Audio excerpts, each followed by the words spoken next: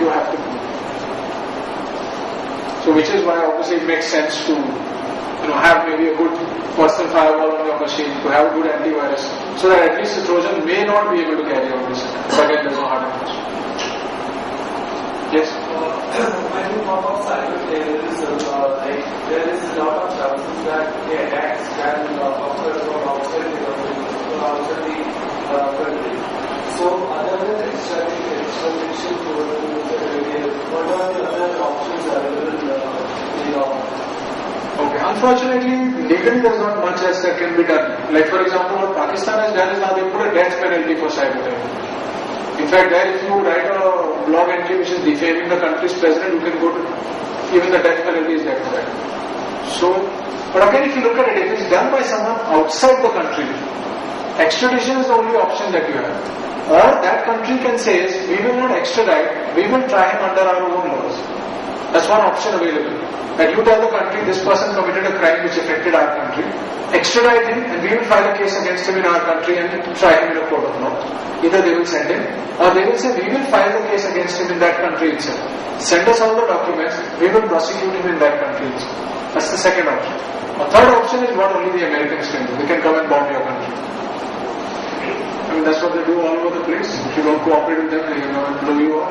But unfortunately, there's no other country which can really do that here. So these are the only two options available. And of course, we have a lot of ISPs at the global level who can coordinate and try to prevent, especially a distributed denial of service attack. Like when a DDoS attack takes place, it's not just one or two computers. It's millions of computers around the world. A lot of them could be affected by botnets who are going to launch that attack. So while that attack is happening, ISPs can block out those IP addresses. But then that's again not a reactive measure. I mean, that's not a legal measure. That's a preventive measure which they can take. Under the law, these are the only two options. Any other questions? Yes? There was this case wherein a guy actually reported a vulnerability in one of the websites. And at that time, those people actually fixed it. And later on, the site was actually hacked. And those guys got that guy. So is it something in the law actually say something on that? Okay. Now, one particular section says that if you provide assistance to anyone to get unauthorized access, you are liable for prison as well as the fine. Now, by posting an entry which points out a vulnerability, let's say I want to make a blog entry pointing out a vulnerability which someone misuses. Have I given him assistance? Yes. So I am definitely liable to pay compensation. What was my intention behind putting that? If my intention was that someone misuses it, then I also go to prison. If my intention was purely to notify people about it, then I only have to pay the fine, I don't go to prison. It's unlimited. Earlier it was 1 crore maximum, now it's unlimited. And up to 5 crores you would go to the adjudicating officer, beyond that to the civil court. If you don't have the money to pay, they have the right to confiscate your property and standard methods and such. Most people don't have 5 crore rupees to pay for the fine. But the law says there's no limit of it. You say that I'm not posting it on the website or not disclosing it publicly, but I am disclosing it to those guys. But at that time they did fix it. Usually it is not the right one. If I'm only disclosing it to the vendor, then definitely I'm not even liable for any fine. If I'm disclosing it at a public forum, I may be liable to pay the fine, but not the prison, if my intention is purely for the security. This is a question a lot of people ask me, because a lot of people who do find vulnerabilities, they wonder what to do about it. I mean, can we go and tell them? Who should we tell? Now for this, the government is establishing the CERT, Computer Emergency Response Team. Ideally, I would advise, if any of you are looking at passing on exploit-related information, tell the vendor, mark a copy of that mail to the CERT. Then you are legally covered. I mean, your intentions are very honorable, they are very clear. You've told the government of India. And you've told the organization which is specifically made under the Information Technology Act to handle such kind of things. So you inform them, you inform the vendor. Then nothing can go wrong. What about if the affected party is outside? See, as long as you are based here, you have to first comply with the Indian law, which is why certain makes the most sense. But it's outside Indian. Certain will cover Indian side. Yes, but then they would coordinate with the certs in other parts of the world to pass on the information. But in your case, if the information relates to a more global listing, you could tell the certs of the other countries also. But then please understand, there are official certs and there are unofficial certs. You have to stick to the official government recognized certs, which in the cert.gov would be the official. I mean, the official government sites are the ones that you do. How cert is provided here? Pardon? The certain site is not working. No, not the US one. So there will be the .gov one, not the private one. When you just look for cert, you'll find 100 certs available in the US. The official ones are available. So you have to tell them. Yes? The fact that you are trying to find a vulnerability, is that also a crime? I mean, Okay, that's a very good question. Now, let me be very honest when I try to answer this. First of all, when you look at the Copyright Act, let's say if I'm going to try my stunts with Windows, the first question that arises is, do I own the Windows software? Like when I buy a Tata Indica car, for example, and I want to see how a car works, and I take a hammer and break it. Can Tata stop me from breaking the car? No, because I buy the car. But please remember, you never buy software. What do? You get a limited license to that software. Even open source is never sold to you. A license is given to you, which may give you 100 rights, but it's at the end of the day a license. Now when Microsoft gives you a license to use Windows, they are putting restrictions on what you are allowed to do with it. However, the Copyright Act overrides that, and it says you can even reverse engineer a software for the purposes of finding out vulnerabilities, provided you are doing it with the license which you have purchased. I can't do that with a pirated version of Windows. If I have bought a license of Windows and I am trying out some kind of vulnerability assessment, I am allowed to do that under the copyright laws. Microsoft specifically prohibits people from reversing. That's the point I'm saying. But the Copyright Act overrules that, and no personal contract can override a statutory provision. So when there is a law, no contract can override the law. That's not permitted. The Indian law is very specific. Where most countries are specific. Contracts are below law. The law is right on top. And below, on top of law is what we have the Constitution of India. So when there is a Copyright Act, if I recall correctly, it's 54, section 54, but I'll check and give you the exact section number. It very specifically says you are allowed to do this. So then the license has no meaning. Okay, that's for your license of your software. What about web applications, hosted web servers? I mean, now again, whenever you're using a web app, you're using it based on the terms and conditions there. So that is what the license which we're talking about. Here again, we would use the Copyright Act, which would allow us to do this. However, now, when we are doing something on their website, and that's in a real-time environment, and that causes a problem to their customers, you are liable for civil and criminal liability. So as long as you get a copy of that and you run it on your own machines, you're not violating anyone's rights. But if you try any kind of attacks on their website, it is definitely a crime. And whether it's only civil and criminal would depend upon how much you succeed. If you just try it out unsuccessfully, it would be only civil. If you succeed, it would be a criminal liability also. But that's illegal. See, it's like you are not allowed to pen test someone's application without his permission unless you've got a license and you're running it on your own system. That's an exception given. But if it's running on their website, you're not allowed. So, if we find a vulnerability on the application, so should we directly contact CERT or the company? Depends on your intentions. I mean, if you're looking at, you just generally want everyone to know CERT itself is just enough. If you want, the vendor maybe is going to give you some kind of money or they have a challenge open for that, vendor and CERT.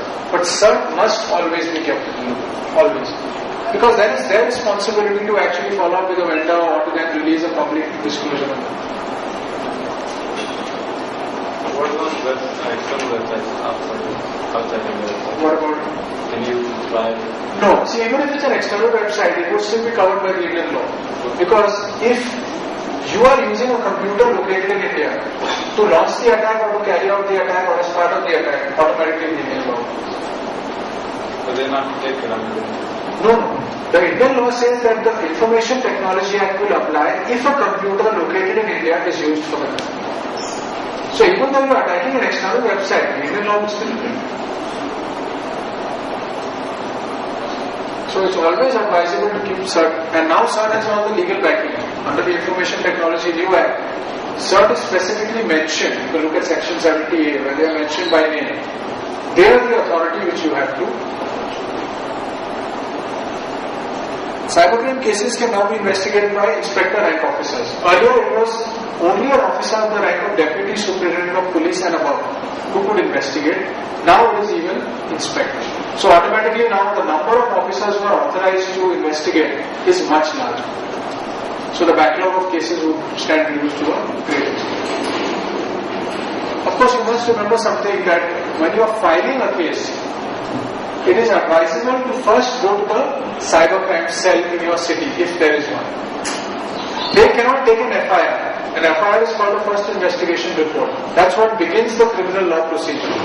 A cell by law is not authorized to take that.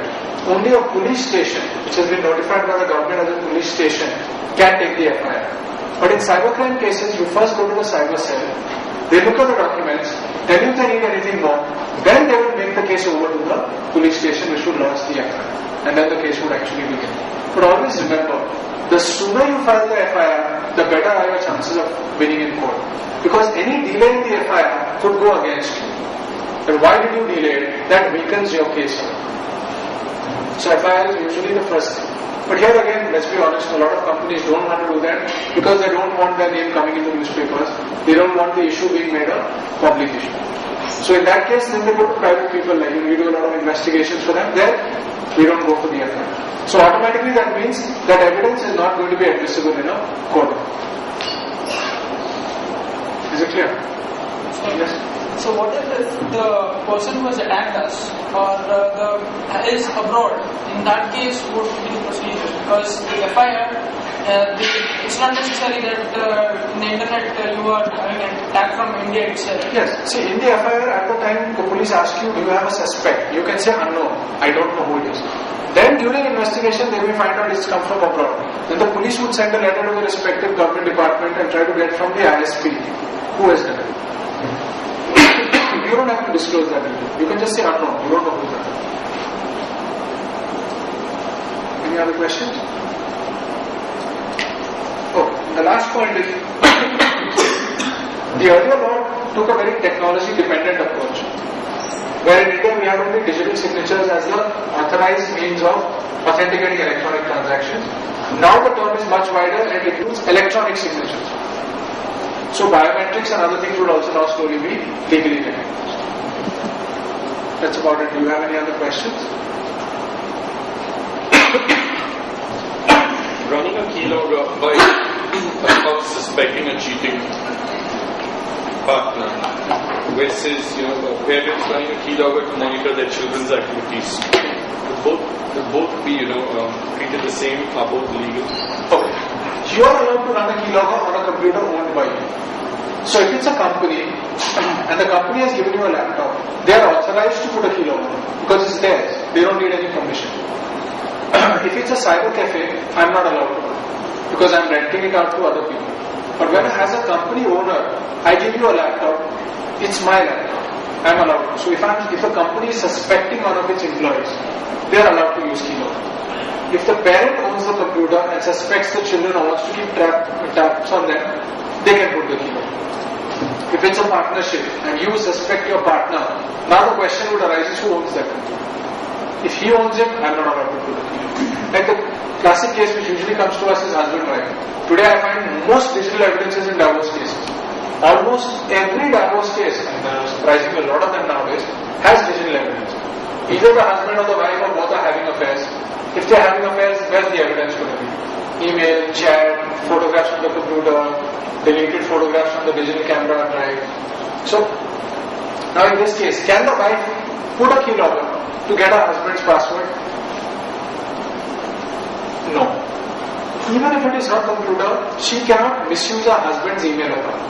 It's her computer, she can put a keylogger. She can come to know his password, but the moment she enters that password and gets into his email account, now she is guilty of a crime. How will that be? Pardon?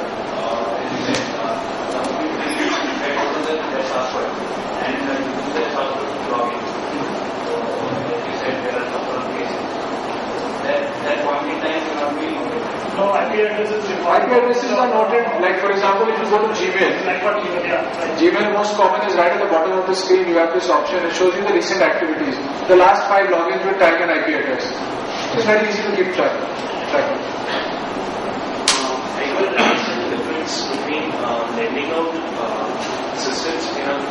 organization and the cyber cafe. So just say the few minutes ago. Okay.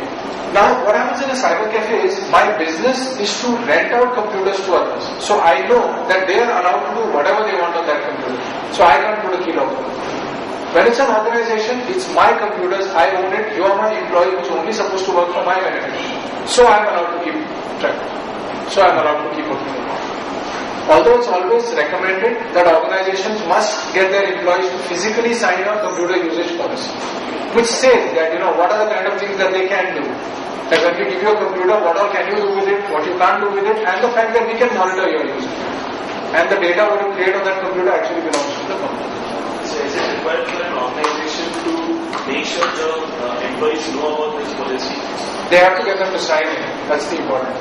Because without that signature, if it's a 40-page document and you sign on the last page, the first 39 pages have no meaning. That's why you will find all legal contracts, every single page is signed. Just signing the last page is of absolutely no meaning. You have to sign every page. So then it shows that and then you're supposed to have read the page and signed. Then if you've not read it, the company is not done. But I notice in a lot of places, 10-page document, they only sign the last page. It has no legal validity whatsoever. Any other questions? Okay, thank you very much.